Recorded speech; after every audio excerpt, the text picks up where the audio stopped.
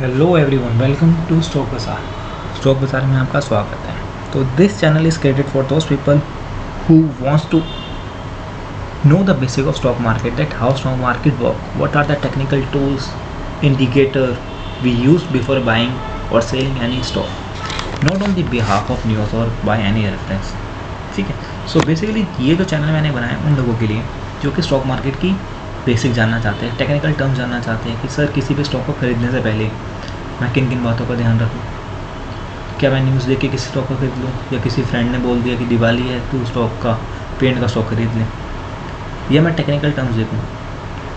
तो जो भी सीरियसली आपको अगर स्टॉक मार्केट के बारे में जानना चाहता है कि टेक्निकल टर्म्स क्या होते क्या नहीं होते, तो उन्हीं लोगों के लिए वीडियोस मैंने बेसिकली बनाई है। तो सबसे पहले आपको इन्वेस्टमेंट क्या होती है, तो बेसिक से हम चले कि बिल्कुल ही ज़ीरो टू हीरो का कोर्स होगा।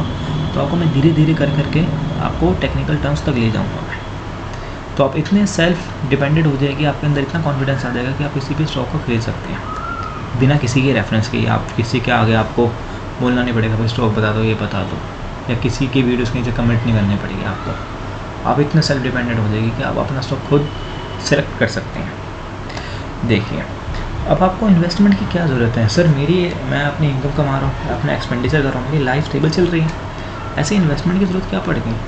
सर आपकी जॉब अभी है, आज से 30 साल बाद 20 साल बाद जॉब नहीं रहेगी, तब आप पैसे कहाँ से लाएंगे अपने एक्सपेंडिचर करने के लिए। आप अपनी सेविंग से तो लाओगे। तो आपको सेविंग इसलिए ज़रूरी होती है, ये इन्वेस्टमेंट इसलिए ज़रूरत होती है कि आपकी रिटायरमेंट के बाद आपको कम से कम उतना पैसा तो हो कि आप अपनी एक्सपेंडिचर तो एटलीस्ट निकाल सको।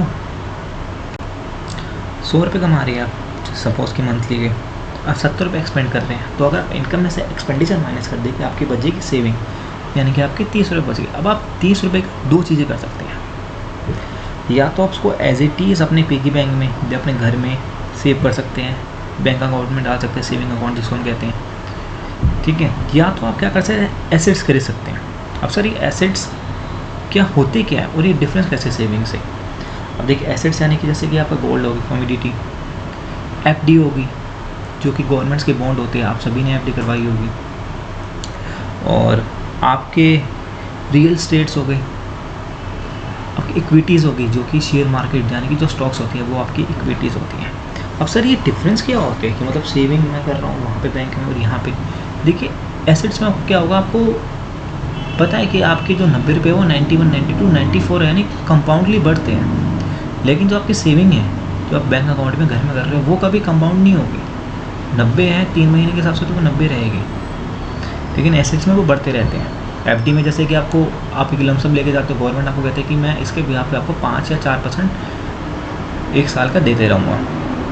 तो आप कहोगे ठीक है, जैसे कि आपने 100 रुपये जमा कराए, उसने कहा कि मैं आपको 5% दूंगा, यानी कि आपके हर एक साल 105 रुपये हो जाएंगे।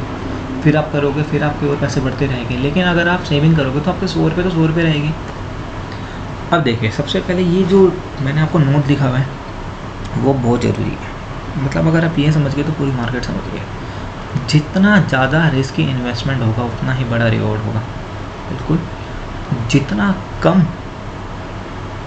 या जितना कम रिस्की है, जितना सेफ आपका एसेट्स होगा उतनी कम रिटर्न होगी। एफडी आपकी सेफेस्ट मानी जाती है, उसमें रिटर्न भी कम मिलता है। इक्विटी आपकी सबसे रिस्की मानी जाती है, जो शेयर्स होते हैं रिस्की माने जाते हैं, लेकिन उस पर रिवॉर्ड भी ज़्यादा मिलता है। तो आइए हम पढ़ते आगे कि reason to invest. Sir reason क्या पड़ गया, सर ये तो बता दिया आपकी सेविंग के लिए हो गया, यूज़ के लिए हो गया, तो रीज़न सर यही तो आ गया हमारे पास रीजंस भी, कि एक तो आपको आपके रिटायरमेंट एज के लिए काम आएगा। ये इन्फ्लेमेशन यानी कि जब महंगाई इतनी बढ़ रही है आज की डेट में, आपको देख रहे हो हर एक साल मतलब भागे जा रहे, जो चीज़ 1 रुपये की थी आज वो चीज़ 5-5 रुपये मिल रही है एक साल में। अब 20 साल में तो नहीं कहाँ की वो चीज़ मिलेगी। तो आपके पास उतनी सेविंग होनी चाहिए ना आपकी वेल्थ के लिए, नॉट इन केस कि भाई किसी को हो, देखो आपकी लाइफ है, कभी तो आप बीमार पड़ोगे, तो आपकी वेल्थ के लिए वो पैसा काम तो आना चाहिए ना। आप पैसा कहाँ से लाओगे, ठीक है। या फिर आपकी लाइफस्टाइल के लिए, अगर रिटायरमेंट के बाद आपके कुछ ना कुछ तो गोल्स हो गए ना कि मुझे पूरा वर्ल्ड टूर करना है, मुझे यहाँ जाना है, मुझे वहाँ जाना है, उसके लिए भी तो आपके पैसे लगेंगे। तो वो पैसे कहाँ से आएंगे, आपकी सेविंग से आएगी। So this is the importance of investment.